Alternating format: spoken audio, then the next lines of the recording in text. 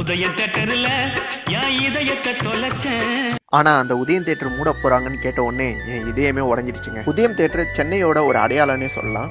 எனக்கு நினைவு தெரிஞ்சு நான் முதல்ல பார்த்த படம் உதயம் தியேட்டர்ல தான். நான் ஃபர்ஸ்ட் டைம் கிளாஸை கட்டடிச்சுட்டு போய் பார்த்த படமும் உதயம் தியேட்டர்ல தான். ஒரே நாளில் 3 ஷோலாம் பார்த்த அனுபவம் உதயம் தியேட்டர்ல இருக்கு. அதுவும் 10 ரூபா டிக்கெட்ல பார்த்த படம் கணக்கே இல்லைன்னு சொல்லலாம்.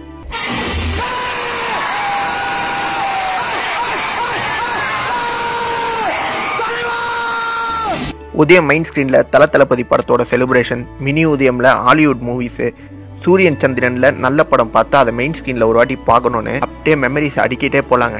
பட்ஜெட் ஃபேமிலியோட பெஸ்ட் தியேட்டர்னு கூட சொல்லலாம்.